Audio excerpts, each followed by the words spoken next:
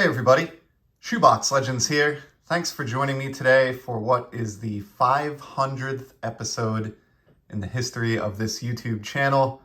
Been on this platform for a little over a year and a half now, and just absolutely having a blast. It's everything I hoped it would be when I kind of jumped in and started making videos. I've just met so many cool people over the last 18 months plus, and having as much fun now as I was on the day that I started, probably more because I've gotten to know so many of you, and certainly plan on keeping it coming for quite a while here. Wanted to kind of celebrate the occasion. It just so happens that in addition to being my 500th video, today is also my 40th birthday. So wanted to kind of celebrate and decided to take out a big gun card. And I kind of am guilty of having a save the best for last mentality, I guess. That's sort of how I've operated in life. And I tend to do that with my videos and my collection. So despite being on the platform for a year and a half, I haven't shown some of my absolute best baseball cards at all during that time. I've definitely shown a portion of the collection and some great cards that I love and appreciate, but some of the biggest cards that I have, I've just never shown here on the channel. And so I wanted to do that today. And there was one card that came to mind that I picked up probably about 3 or 4 years ago now. At the time, it was the most I ever paid for a card, and it's still one of the most expensive cards that I've ever bought. But I have no regrets whatsoever because it is a key component of my favorite vintage baseball set, 1953 Topps. And you can see some of my set build in the center of the frame there in the background. I've been working on this release for a while. Really fell in love with this set in the early 90s when this Archives release that you see on the right here, this Mickey Mantle, was issued in packs. It was a reprint set of the 53s, only on standard size card, while the 53s originally were a little bit oversized.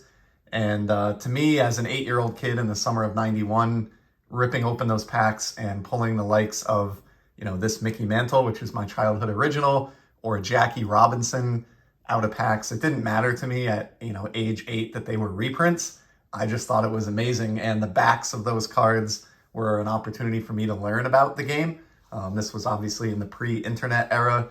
And so just really fell in love with that archive set. It was one of my only opportunities as a young kid at that age to get cards that were, quote unquote, that old, and learn about some of those older players in that generation that I admired, even though I was just kind of learning about it. And then later in the 90s, I showed this card recently. They did a Topps Finest Refractor version of that Mantle as well, which I was able to pick up recently, just to kind of add some flair to my 53 themed collection. So one of the things that I've talked about on the channel, I am building the 53 set, as I alluded to. I've done a few videos recently, maybe in the last couple months or longer, where we looked at the progress of my set build. I think when I last left off, I was around the 30% complete mark, or 80 some odd cards in out of a 274 card set. And in today's video, as I said, I wanted to show a big one. So this is the card. This is the card that when I was a kid would have made my head explode. It still makes me smile now. It's the vintage card that I wanted more than any other vintage card growing up. Obviously, as a child, it was way out of my price range. And even as an adult collector, was out of my price range, initially when I got back into the hobby, but was able to make it happen a few years ago now with some discretionary funds that I had from a work bonus. And I'm really glad that I did, because it's in the time since I've bought this card, it was expensive to begin with, and I think it's roughly worth about 3 times now what I paid for it then. Without further ado, my absolute favorite vintage card, the 1953 Topps Mickey Mantle. Mine is in a PSA 2.5. It looks great.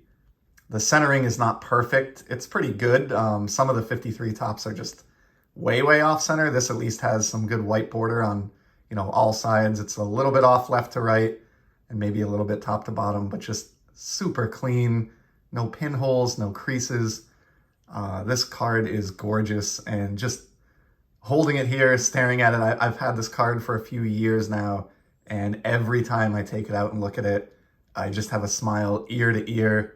I obviously I love the 52 mantle. It's an iconic card. I'll never probably own one, considering a beat up copy is north of $30,000 now. And his Bowman rookie is great as well. But to me, growing up, just because of the Archives release that came out in '91 and my affinity for the 53 top set because of that, this was the mantle. This was the Mickey Mantle card that I wanted more than any other. This was the vintage baseball card, period, that I wanted more than any other. And it was a stretch when I went out and bought this. And it was one that I, had to run by my wife. It was an amount of money that I wanted to make sure we were both comfortable with, but I have zero regrets. It is arguably my number one favorite baseball card in my entire collection. It's certainly in the top 5, and it's probably number 1 if I had to make a tough decision like that. So felt like an appropriate one to take out to celebrate 500 episodes on the platform. Here's the back, which you can see is pretty clean as well. I mean, even the corners look pretty good. There's very little fading of the red in the upper corners, just a touch. Everything is legible, no issues, no paper loss, no wrinkles. Just a beautiful, beautiful looking card. Certainly one that, with what's happened in the hobby over the last few years, I will never upgrade or replace. Hope to have this card in my collection for, honestly, as long as I'm collecting cards. So there it is, my favorite card. Just want to thank all of you again, any of you who have stopped by this channel and shared any of your valuable time listening to me talk about and show off baseball cards over the last year and a half. It means a lot to me. Collecting would not be fun in a vacuum or alone in a nutshell, and sharing your collection and your experiences with this awesome community that involves every single one of you elevates the hobby, as my friend JT at Triple Crown 24 likes to say, to a different level. And it's really about that sense of community and enjoyment with others who appreciate the same thing that makes the hobby as fun as it is. So truly, from the bottom of my heart, thank you to every single one of you who have stopped by. I assure you, as I said at the beginning of the video, that my motivation level is as high as ever. I'm having more fun in this hobby now, 15 years back in as an adult, than I ever have at any point during that stretch. And I hope I have 5,000 more episodes in me to go along with these first 500. I hope you'll join me for some of those. Would certainly love to see you around.